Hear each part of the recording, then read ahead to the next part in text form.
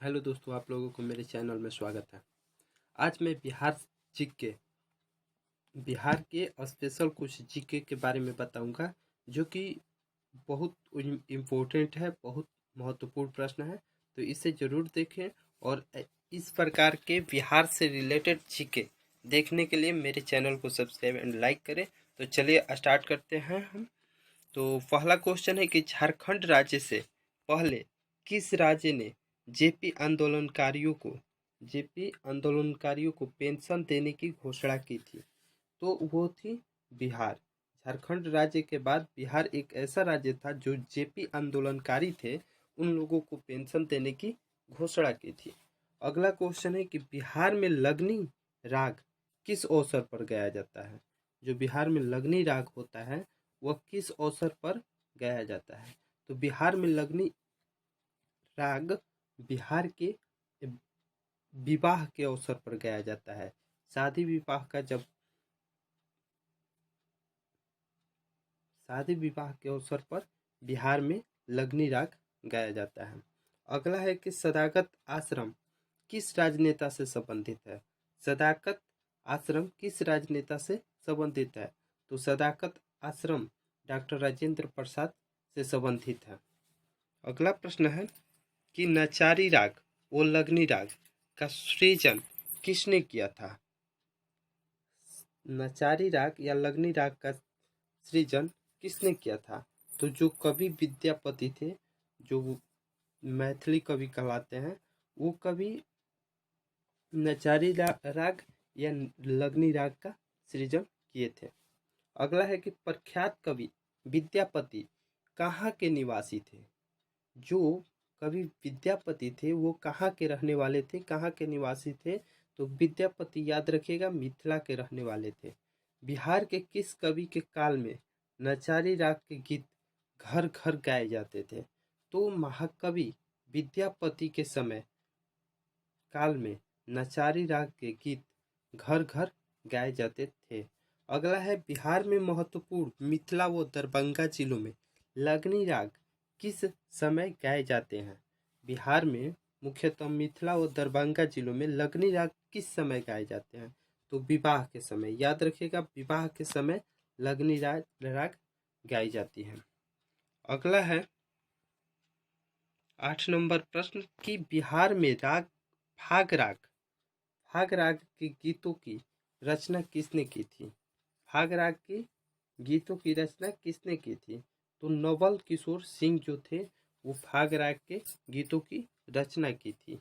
अगला प्रश्न है कि बिहार के किस जिले में गंगा नदी पर विक्रमशिला सेतु का निर्माण किया गया है? तो बिहार के मुजफ्फरपुर जिले में गंगा नदी पर विक्रमशिला सेतु का निर्माण किया गया है। अगला है कि बिहार में किस वर्ष बहुप्रतीक्षित राज्य महिला आयोग का गठन किया गया है? तो बिहार में 2001 में बहुप्रतीक्षित राज्य महिला आयोग का गठन किया गया था, 2001 में।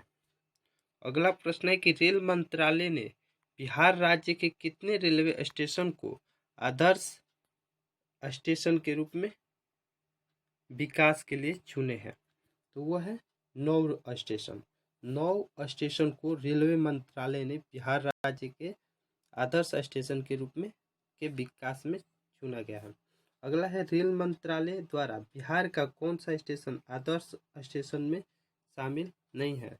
तो भागलपुर जो है यह एक आदर्श स्टेशन के अंतर्गत नहीं आता है। अगला प्रश्न है कि राज्य अल्पसंख्यक आयोग को कानूनी अधिकार प्रदान करने वाला देश का पहला राज्य कौन है? तो वह है बिहार। राज्य अल्पसंख्यक आयोग को कानूनी अधिकार प्रदान करने वाला देश का पहला राज्य बिहार है। अगला है कि बिहार के किस जिले में भारतीय कृषि अनुसंधान केंद्र की मदद से लीची अनुसंधान केंद्र स्थापित किया गया है? तो पटना, दरभंगा, मुजफ्फरपुर, बक्सर ऑप्शन है। तो इसका सही आंसर है मुजफ्फरपुर। मुजफ्फरपुर में लीची अनुसंधान केंद्र स्थापित किया गया है। भारत में लीची का सर्वाधिक उत्पादन बिहार के किस जिले में होता है?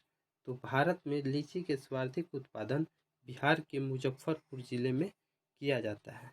बिहार में पहली जन शताब्दी एक्सप्रेस रेलगाड़ी का शुभारंभ कब हुआ था? तो बिहार में पहली बार जन शताब्दी एक्सप्रेस रेलगाड़ी का शुरुआत 19 जून 2002 को हुआ था। अगला प्रश्न है 17 नंबर प्रश्न है कि बिहार राज्य के किस जिला को साक्षरता में उत्कृष्ट होने पर सत्येन मिश्रा साक्षरता पुरस्कार के लिए चुना गया? तो वो है मुजफ्फरपुर। मुजफ्फरपुर जो जिला है साक्षरता में उत्कृष्ट होने के कारण सत्येन मिश्रा साक्षरता पुरस्कार के लिए चुना गया। बिहार में जयप्रकाश नारायण अखिल भारतीय आयुर्वेदिक संस्थान किस शहर में है? जयप्रकाश नारायण अखिल भारतीय आयुर्विज्ञान संस्थान किस शहर में है? तो वो है पटना में। याद रखिएगा, पटना में है जयप्रकाश नारायण अखिल भारतीय आयुर्विज्ञान संस्थान, पटना में है। बिहार में अति निर्धन वर्गों के लिए जीविका परियोजना किसकी सहायता से प्रारंभ की गई है? तो बिहार में निर्धन वर्गों के लिए जीविका परियोजना विश्व बैंक के सहायता से प्रारंभ की गई है। अगला है कि अशोक चक्र प्राप्त करने वाला बिहार का पहला व्यक्ति है। तो अशोक चक्र प्राप्त करने वाला बिहार का पहला व्यक्ति रणधीर वर्मा है, रणधीर वर्मा।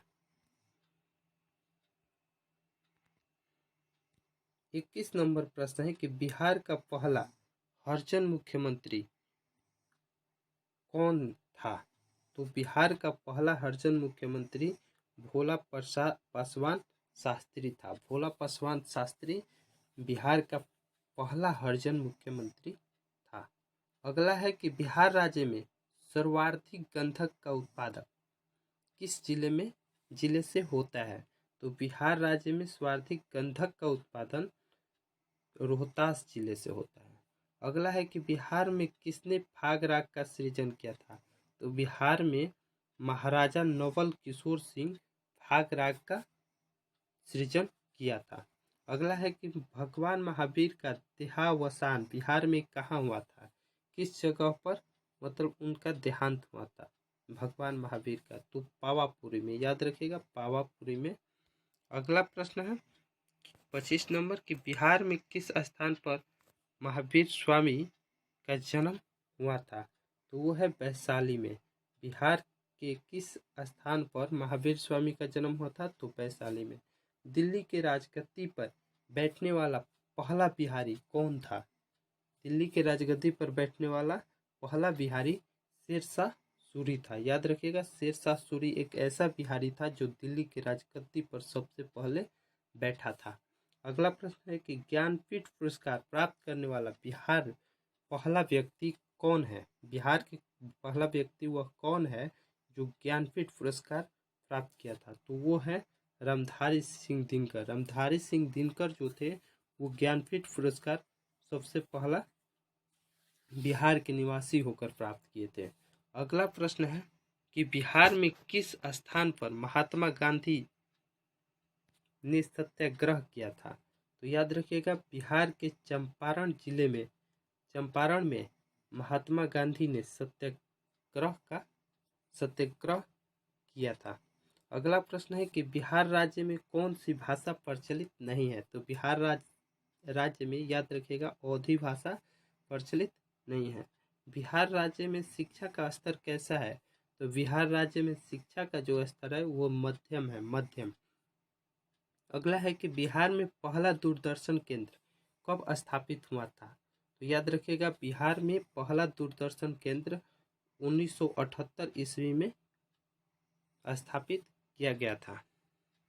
अगला प्रश्न है बिहार के किस शहर में पहला दूरदर्शन केंद्र स्थापित हुआ था? तो मुजफ्फरपुर में पहला दूरदर्शन केंद्र स्थापित हुआ था।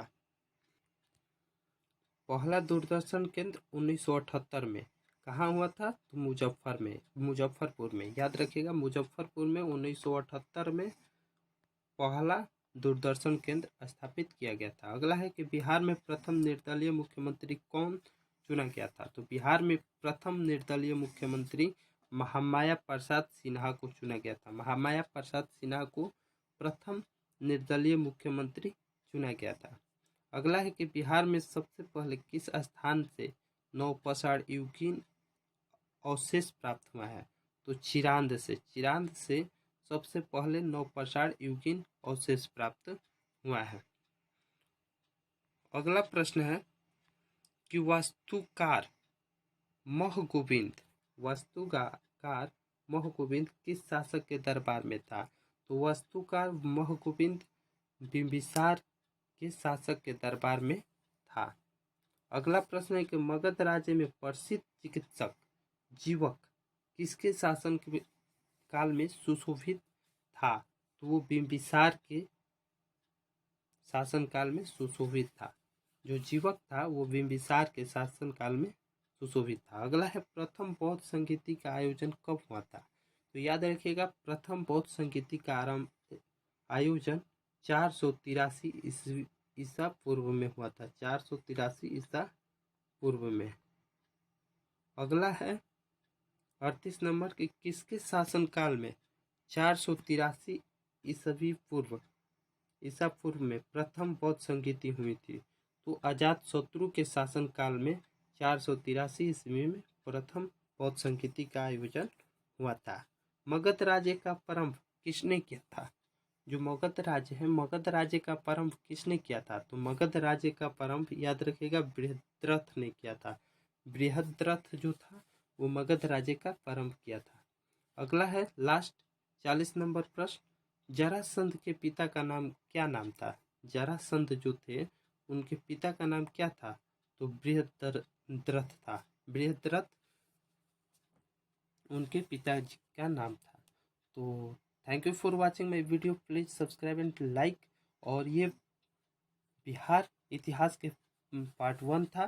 तो आप इस वीडियो को शुरू से अंत तक देखें और मेरे चैनल को सब्सक्राइब करें, क्योंकि इसके पार्ट 2 बहुत जल्द ही इस यूट्यूब चैनल पर अपलोड किया जाएगा। तो